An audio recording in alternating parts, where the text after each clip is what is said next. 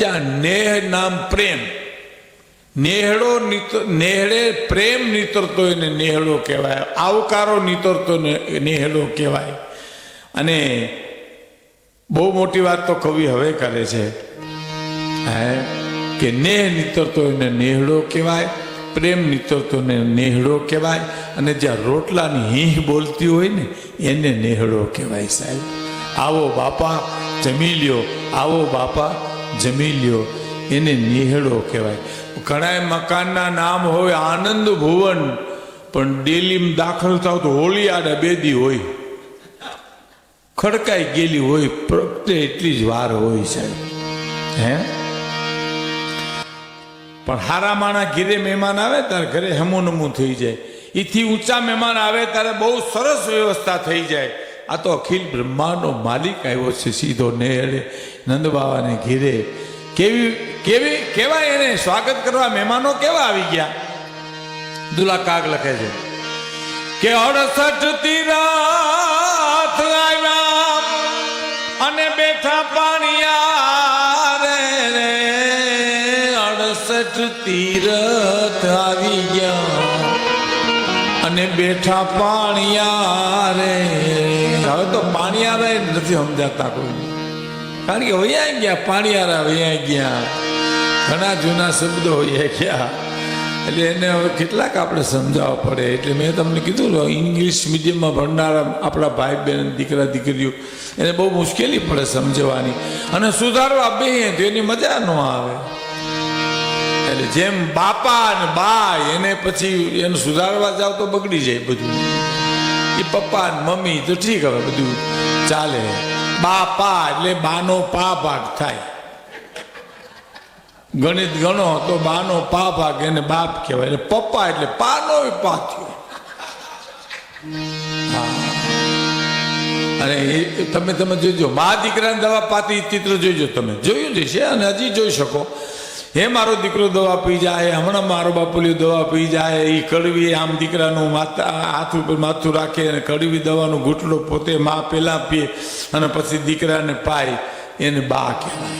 બાપાને કહેજો લ્યો પાવાનું કાંઈ.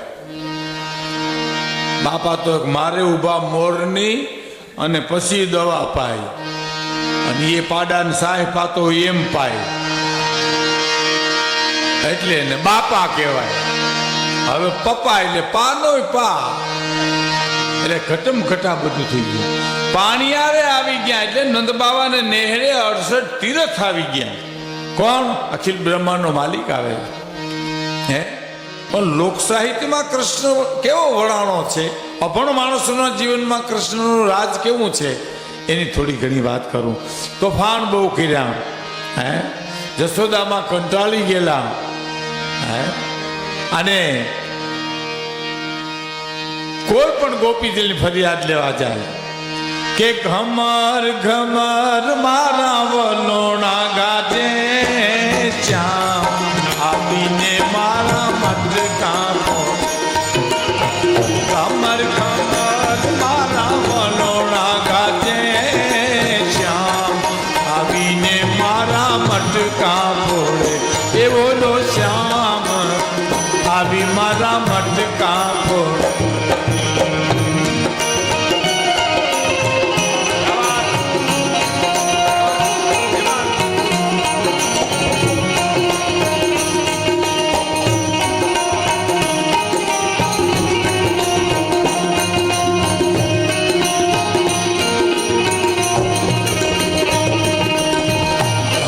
ઘમર મારા વલોણા ગાજે, શ્યામ આવી મારા મટકા ફોડે. ઓલો શ્યામ આવી મારા મટકા ફોડે.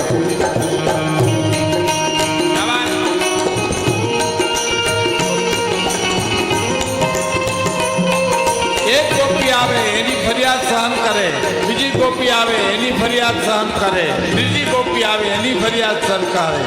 એક ગોપીએ તો એમ કીધું, માં જશોદાજી સાંભળો અમારી વાત. 4-5 ગોવાળા ટોળે મળીને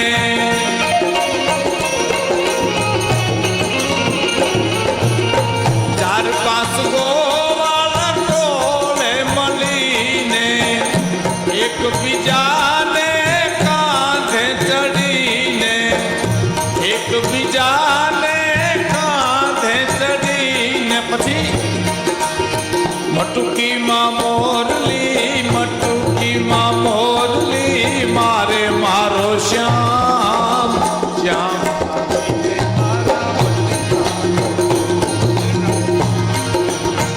મટુકીમાં મોરલી મારે મારો શ્યામ શ્યામ આવીને મારા મટકા ગમત મારા વલોણા ગાજે શ્યામ આવી મારા મટકા ફોડે એ બોલો શ્યામ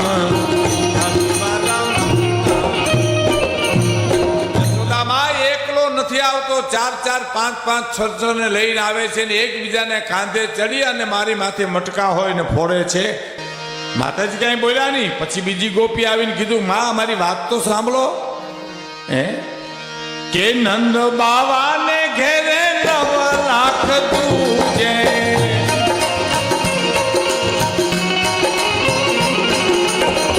નંદ બાવાને ઘેરે 9 લાખ તુજે માતા જસોદા મઈ રામનો વે માતા જસોદા મઈ રામનો વે કોઈ ગોપીઓના ઘરમાં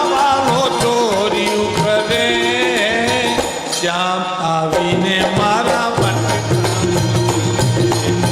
ગોપીના ઘરમાં હાલો ગોપીના ઘરમાં વાલો ગોપીના ઘરમાં વાલો ચોર્યું કરે શ્યામ આવીને મારા મટકા ફોડે અમાર ગમર મારા વલોણા ગાજે શ્યામ આવીને મારા મટકા ફોડે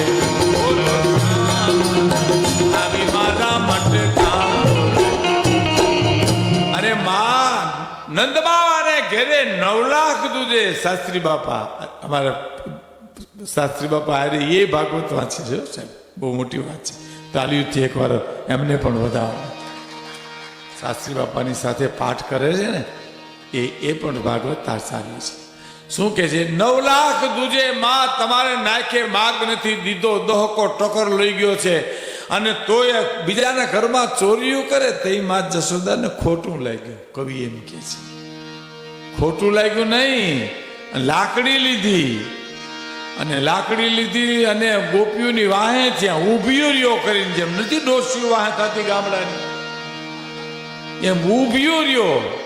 અને પિંગલસિંહ પાતાભાઈ નરેલા ભાવનગર રાજકવિ એમ લખે છે કે માતાજી કીધું શું કે તમે એમ કહો છો કે અમારે ને ચોરી કરે હવે સાંભળજો, એનો બચાવ કરે છે જશોદાજી કે નટવર છે હાવ નાનો રે મૈયાર તારું નહીં માનું રે નહીં માનું રે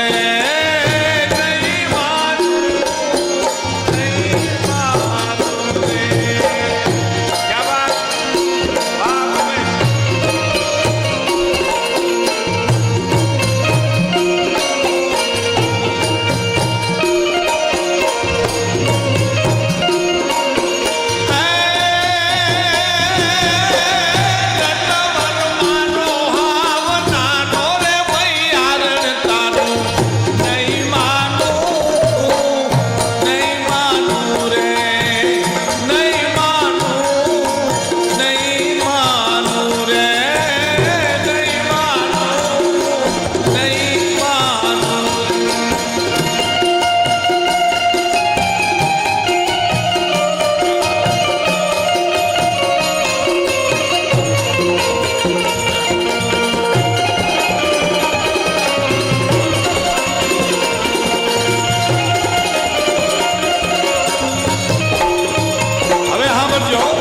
માતાજી બચાવ કેવો કરે છે જશોદાજી?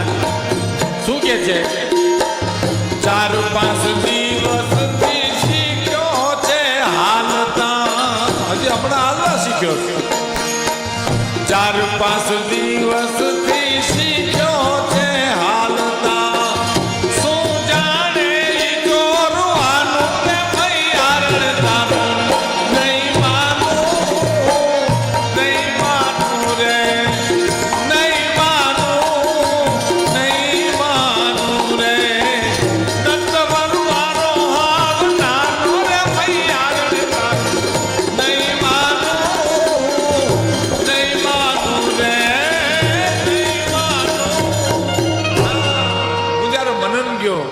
પૂજ્ય તદુર્દાસ સ્વામીના ત્યાં આશ્રમમાં ઘણા વર્ષો થઈ ગયા એને ત્યારે મેં આ ગીત ગાયું હતું અને શું સ્વામીજીને ગમ્યું કે શું માતાજીએ બચાવ કર્યો 4-5 દિવસ ત્યાં હજી આવેલો ચાલવા શીખ્યો છે અને એ તમારે ઘરે ચોરીઓ કરે એ કેવો બચાવ અખિલ બ્રહ્માંડના માલિકની લીલા તો તમે જુઓ સાહેબ અને આ બધી લીલા ક્યારે જોઈ આ એ લોક સાહિત્ય જ છે ભગવાન લોક સાહિત્યમાં કેવા વણાણા છે લોક હૃદયમાં કેવા વણાણા છે અરે ગામડાની દીકરીઓ સાહેબ કૃષ્ણના ગીત ગાય હું જ્યારે ઘણા વર્ષ પહેલાં એટલે કે 50 વર્ષ પહેલાં ગાંધીગ્રામમાં રહેતો ત્યારે મારી પાસે રબારીનો નેસ હતો એક ગામડાની દીકરી નેહડાની દીકરી જુનાગઢમાં પણ નેહડામાં રહેનારી હાવ અભણ એ હાથમાં કંઈક બોકરું લઈને આમામ કરતી રૂમઝૂમ કરતી નીકળી અને ગાતી હતી શું એ સાંભળજો તમે મને એમ થાય કે આને કોણે શીખવાડ્યું છે હે શું કીધું એને કે કાના રે વો કાનુડા તને બોલાવે તારી માં કાના રે વો કાનુડા તને બોલાવે તારી માં રખડમાં તું ઘેરે જા કાના રે વો કાનુડા રખડમાં તું ઘેરે જા કાના રે વો કાનુડા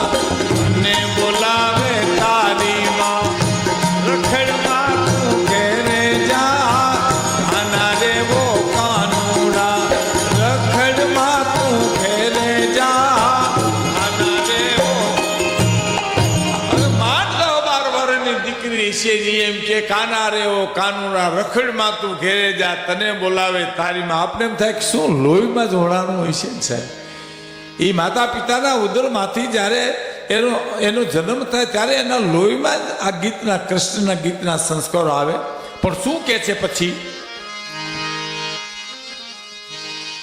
કે કાના રે ઓ કાનુડા તને બોલાવે તારીમાં રખડમાં તું ઘેરે જા અને પછી લાડ કેવા કરે કે માખણ મિશ્રી રાખ્યા છે દૂધમાં કેસર નાખ્યા